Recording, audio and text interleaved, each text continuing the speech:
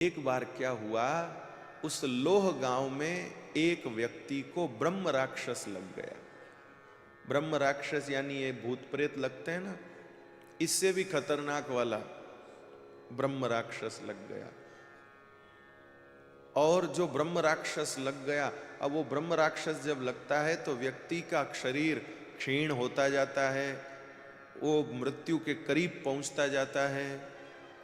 भूत में तो आदमी चिल्लाता है, दौड़ता है, भागता है, खाता है, कुछ कुछ करता है, इसमें कुछ नहीं करता है और शरीर दिन दिन क्षीण होता जाता है। तो एक व्यक्ति को ब्रह्म राक्षस लग गया। अब वो बेचारा बहुत दुखी रहने लगा। क्या करूं, कैसे करूं, मुझे ऐसा मेरे को ये लग गया पीछे, अब मैं कैसे छुटकारा पाऊं, ऐसे वो सोचने लगा, बेचारा दुखी रहने लगा। तो एक दिन एक कोई महात्मा के पास गया। महात्मा जी ने थोड़ा झाड़ा दिया, कुछ ऐसे मंत्र तंत्र किए, तब ब्रह्म राक्षस प्रकट हुआ। महात्मा जी ने कहा तू इसको छोड़ दे।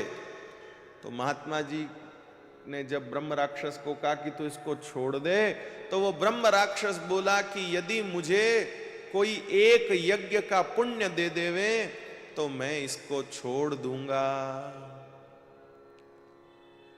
ऐसा बोल के ब्रह्म राक्षस चला गया। अब वो बेचारा जो आदमी था, गरीब आदमी था, वो सोचे कि अब मैं कहां से लाऊं एक यज्ञ का पुण्य, या तो यज्ञ करूं और फिर उसको पुण्य दूं।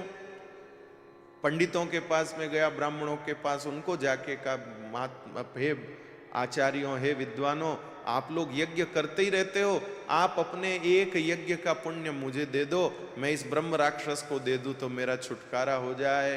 पंडित जी ने कहा भाई हमने इस ब्रह्म राक्षस के लिए थोड़ी यज्ञ किए, हम हमारा परलोक सुधारेंगे, हम नहीं देने वाले अपने यज्ञ का पुण्य। और वो बेचारा गरीब आदमी सोचता है अब मेरा कैसे छुटकारा होगा। ऐसे दुखी दुखी वो घूम रहा था। एक दिन उसको वही ब्राह्मण मिल गए जो गले में डोरा डाल के घूमते थे और कीर्तन करते हुए चलते थे और डोरे पे गांठें लगाते रहते थे कि मेरे इतने यज्ञ के पुण्य जमा हो गए। उनसे उसकी भेंट हुई। उन्होंने पूछा क्या बात है, आजकल उदास बहुत रहते हो। तब उसने कहा क्या बताऊं भैया, एक ब्रह्म राक्षस पीछे लग गया है और अब वो ब्रह्म राक्षस कहता है कि मुझे कोई एक यज्ञ का पुण्य देवे तो मैं छोड़ूं, नहीं तो छोड़ूं नहीं। अब मैं गरीब आदमी कहां से यज्ञ करूं, कोई पंडित जी यज्ञ का पुण्य देते नहीं है, अब मैं कहां जाऊं। उसने कहा अरे क्या चिंता कर रहा है, ये देख मैं यज्ञ के पुण्य लिए घूम रहा हूं, बोल कितने यज्ञ के पुण्य दूं। तो उसने कहा मुझे तो एक ही चाहिए। तो उसने कैंची ली और डोरे की एक गांठ काट के कहा कि लो ये एक यज्ञ का पुण्य मैंने ब्रह्म राक्षस को दिया। उसी समय वो ब्रह्म राक्षस दिव्य स्वरूप में प्रकट हो गया और दोनों को प्रणाम करके चला गया।